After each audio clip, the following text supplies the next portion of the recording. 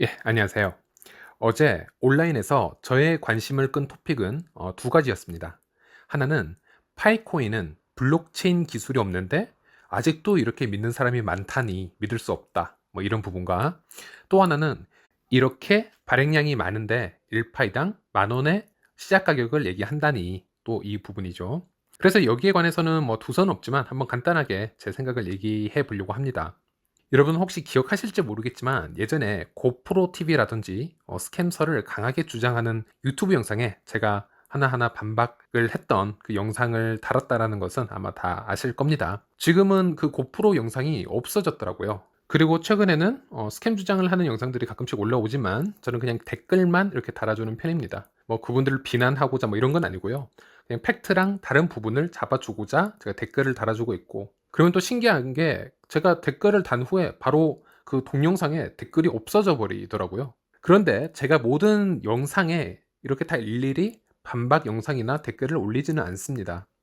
왜냐하면 첫 번째로 이것이 결국 끝나지 않는 말싸움으로 번지고 있다라는 것을 제가 느꼈고, 차라리 그 시간에 파이코인을 신뢰하시는 분들에게 더 좋은 뉴스를 전해드리는 게 낫겠다라고 제가 생각을 했었습니다. 그래서 이번 시간에는 제가 파이코인 스캠설에 대한 제 단편적인 생각과 지식, 그리고 관련 루머 또는 뭐 스캠설이 아니더라도 파이의 미래 가치에 대해서 제 생각을 그냥 랜덤으로 두 가지만 간단하게 얘기해 보려고 합니다.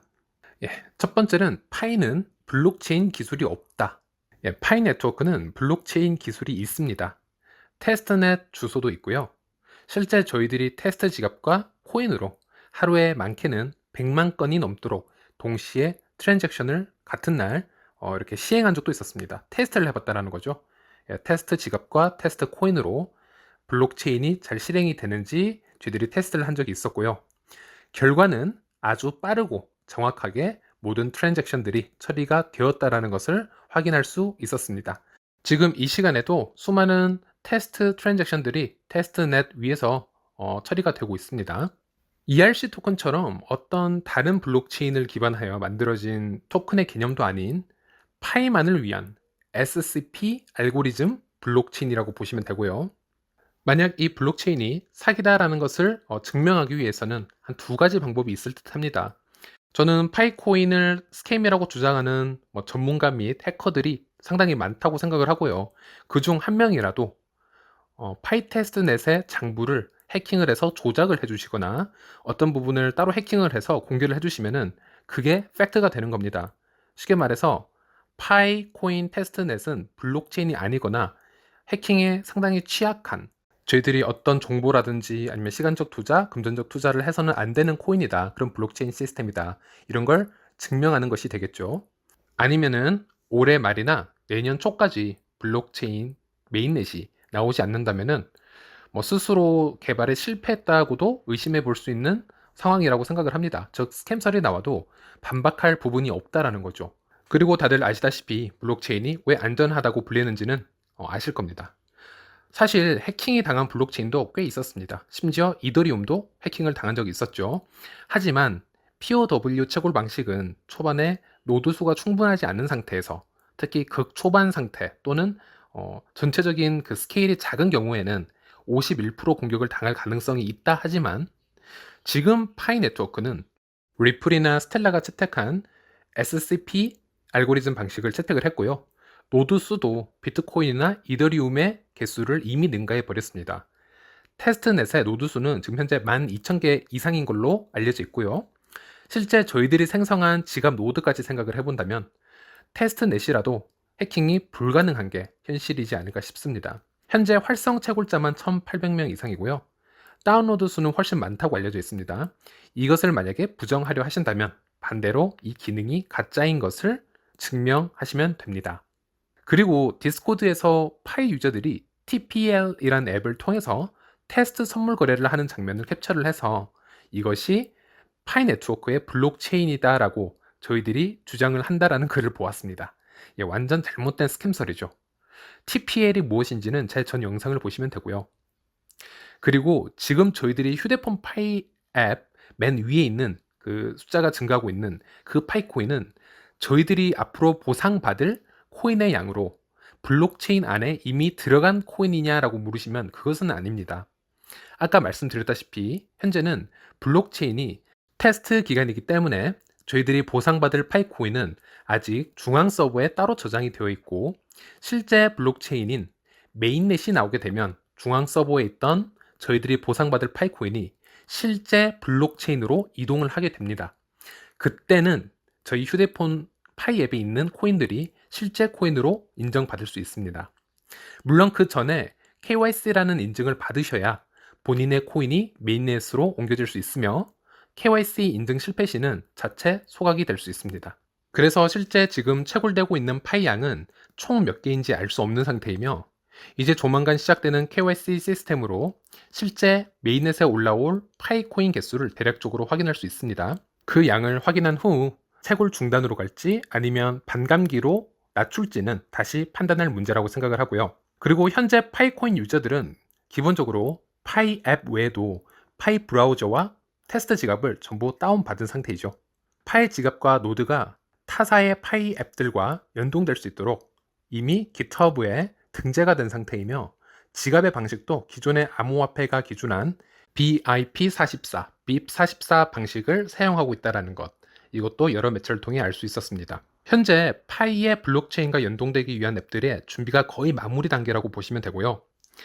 스텔라의 라이트민트 개발자부터 각종 암호화폐 전문가 및 애호가들이 발명한 앱들, 그리고 파이코인 개발자인 니콜라스와 같은 곳에서 강의를 진행했던 교수가 만든 스탠포드 앱까지 수많은 앱들이 이번 달 안에 파이 네트워크 테스트넷과 조인될 수 있는 예정이며, 파이코인에서는 포탈을 오픈하여 모든 앱 개발자들이 파이 생태계 안에서 수많은 앱을 개발할 수 있도록 지금 장려를 하고 있습니다.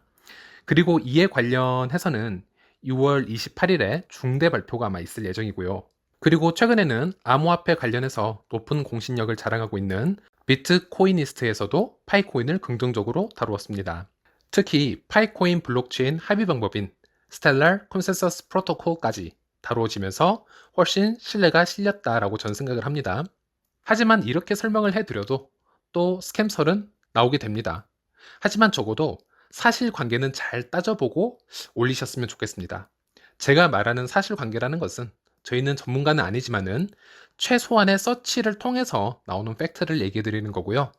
예를 들어 블록체인의 스캠설을 얘기하시려면 최소한 파이코인이 공개 테스트넷을 가지고 있고, 그리고 그 존재하는 공개 테스트넷에서 장부가 쌓이고 있는 방법, 그리고 어떻게 저희들이 테스트 지갑과 코인을 트랜잭션을 거래를 하고 있는지 그 정도는 파악을 한 상태에서 블록체인 스캠설이 나와야 되지 않나라고 생각을 합니다.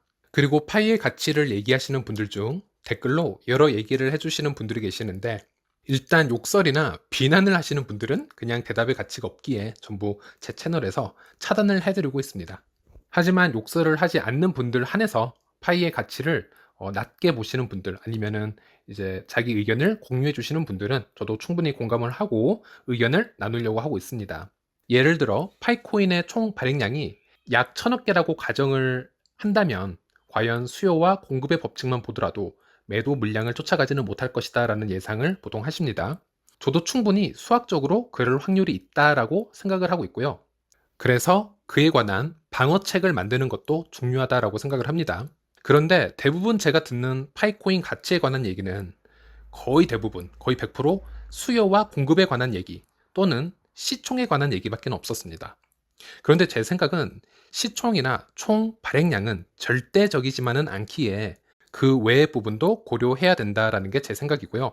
특히나 기능성이 강조된 코인 같은 경우에는 더욱더 예외적인 케이스가 많이 일어날 수 있다. 저는 이렇게 생각을 합니다. 저희들이 얘기하는 총 발행량 또는 시총을 얘기할 때 보통 비트코인을 예로 많이 듭니다.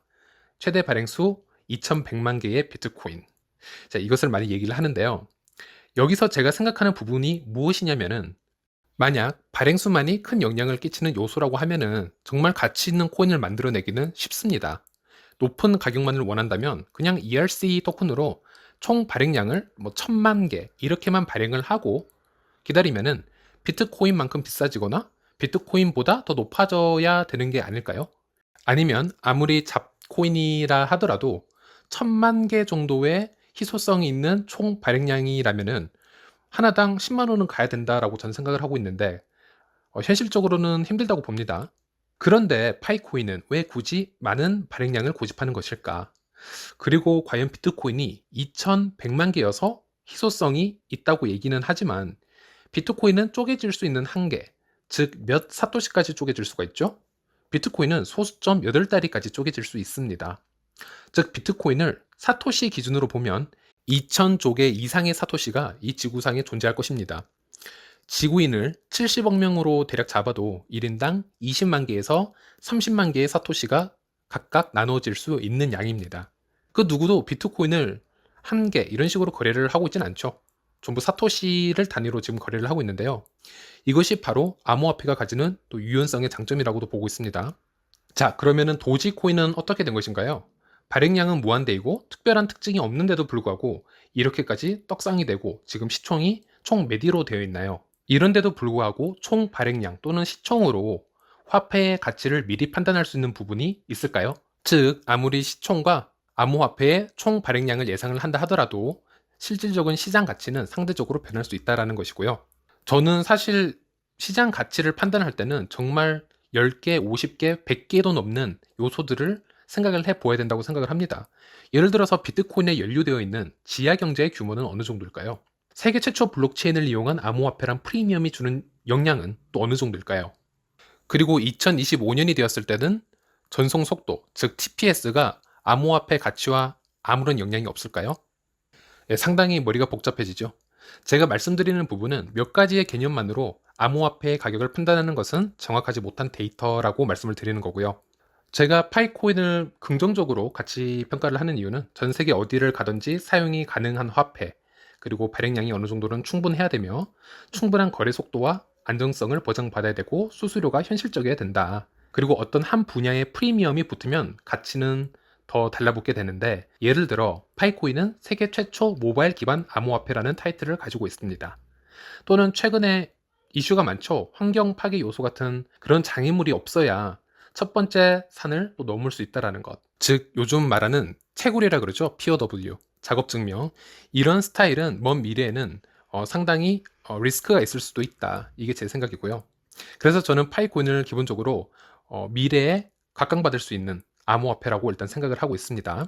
그리고 더 나아가서 가치 보존이나 가치의 상승은 그냥 스테이블 코인으로 남는다거나 가볍게 거래에만 이용이 되는 포인트 같은 토큰으로서 쓰이기만 한다면은 좀 힘들 거라고 보고요. 파이 앱 생태계에서 가지는 게임이라든지 엔터테인먼트 외에도 현재에서는 저희들이 생각해내지 못한 부분까지도 확장할 수 있어야 가치가 급상승할 거다라고 생각을 합니다. 그러기 위해선 파이코인 생태계 발전을 위해 지금 현재 앱 개발들이 활발하게 진행이 되고 있느냐, 이것도 현재나 미래의 가치 판단에 큰 영향을 미친다라고 생각을 합니다. 그리고 지금 그러고 있죠. 파이 생태계를 보시면. 그리고 가장 중요한 것, 미래만 보는 것 말고 현재 이 말을 하고 있는 이 순간에도 그 누군가는 얼마의 가치로 이 파일을 거래를 하고 있느냐, 이게 가장 중요하다라고 생각을 합니다. 만약 이 순간에도 그 누군가가 1파일을 계속 1센트나 한국 돈으로 10원으로 계속 거래를 해왔다면은 저는 파일 가치를 상당히 낮게 잡아왔을 겁니다.